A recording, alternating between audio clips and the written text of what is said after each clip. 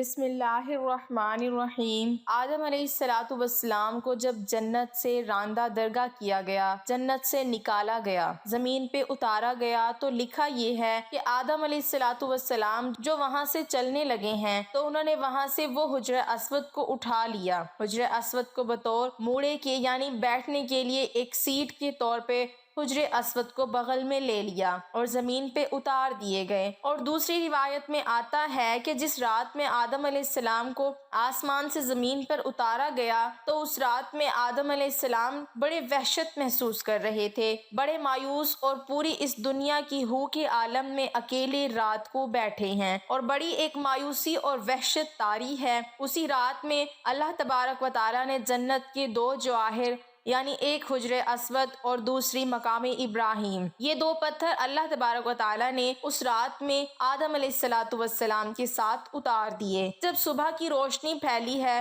تو آدم علیہ السلام نے اپنے پاس یہ دونوں پتھر پڑے دیکھے، پہچان گئے کہ یہ تو جنت کے میرے ساتھی ہیں، کہ جنت کے جواہرات میں سے آپ نے دونوں کو لے کے سینے سے لگا کے ان کو بغل گیر ہو گئے۔ اس سے تسکین حاصل کرنے لگے کہ یہ وہ جنت کا ایک سامان میرے ساتھ آ گیا ہے۔ اس طریقے سے اللہ نے ان دونوں پتھروں کو زمین پر اتارا۔ اور عجیب بات ہے، ایک حدیث میں آتا ہے کہ آدم علیہ السلام جو حجر اسود لے کر آئے تھے، اصل میں حجر اسود ایک فرشتہ تھا۔ جب آدم علیہ السلام کو جنت میں اللہ تبارک و تعالیٰ نے آباد کیا، ایک فرشتے کی نگرانی لگا دی کہ آدم علیہ السلام کی نگرانی کرے کہ وہ ان تمام کی تمام جنتی ان کے لیے مباح ہے، لیکن یہ جو ایک درخت ہے، اس درخت کے کھانے سے ان کو منع کیا گیا ہے، تو تم اس کی نگرانی کرتے رہو کہیں آدم علیہ السلام اس درخت کا پھل نہ کھائیں۔ چنانچہ یہ فرشتے وہ آدم علیہ السلام کی نگرانی کرتا رہا تو آدم علیہ السلام بھی محتاط رہے اور جنت کے اندر وقت گزرتا رہا۔ جب اللہ تبارک و تعالیٰ کو تکوینی طور پر منظور تھا کہ آدم علیہ السلام پھل کھائیں اور پھر آگے سارا پڑوسی جو ہوا، تو یہ تکوینی نظام ہے، اللہ کے ہاں یہ ہونا تھا، یہ مقدر تھا۔ تو اللہ تبارک و تعالیٰ نے آدم علیہ السلام سے اس فرشتے کو اوجھل کر دیا، یعنی آدم علیہ السلام کو فرشتہ دائیں بائیں کہیں نظر نہیں آیا۔ تو جب یہ آدم علیہ السلام کو پھل کھانے کا موقع آیا تو انہوں نے آگے بڑھ کے اس پھل کو کھا لیا۔ جیسے ہی پھل کھایا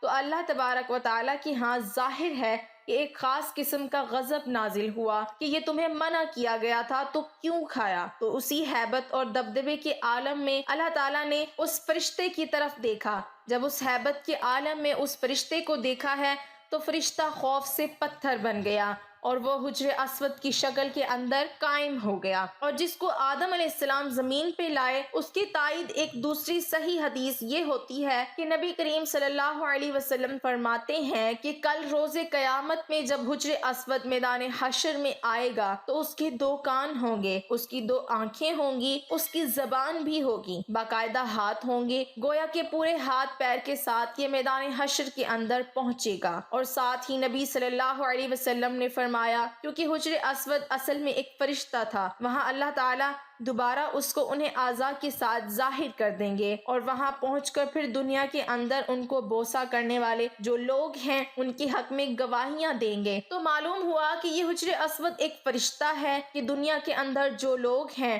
جو اس کو بوسہ دیتے ہیں اور وہ تختی پر نوٹ ہو جاتا ہے کہ اس آدمی نے مجھے بوسہ دیا، اس کے گناہ معاف کر دیے گئے، تو کل روز قیامت میں وہ اس کی گواہی دے گا۔ اور مزے کی بات ہے کہ دنیا کے اندر ایک بہت بڑے محدث گزرے ہیں، وہ یہ کہتے ہیں کہ مکہ کے اندر حرم میں حجر اسود کے قریب، کعبہ کے قریب ایک عرصہ تک رہا تو میں نے ایک مرتبہ عجیب منظر دیکھا کہ یہ حجر اسود وہاں سے نکلا اور اس کے دونوں ہاتھ تھے، پیر بھی تھے، اس کے کان اور پوری ایک انسانی شکل میں نکلتا ہے۔ وہ نکلا اور کافی دور تک ٹہلتا ہوا اور دوبارہ اسی جگہ قائم ہو گیا اور اسی طرح پتھر کی شکل اختیار کر دی۔ اس روایت سے تائید ہو گئی ہے کہ جو اس بہت بڑے محدث نے یہ نظارہ دیکھا تو معلوم ہوا ہے، حدیث میں آتا ہے کہ جب حجر اسود کو کوئی حج یا عمرہ کرنے والا بوسہ دیتا ہے تو حقیقت میں وہ اللہ سے مصافحہ کرتا ہے، اللہ سے سلام کرتا ہے، تو سلام کرنے کے نتیجے میں اللہ تعالیٰ اس کے سارے گناہوں کو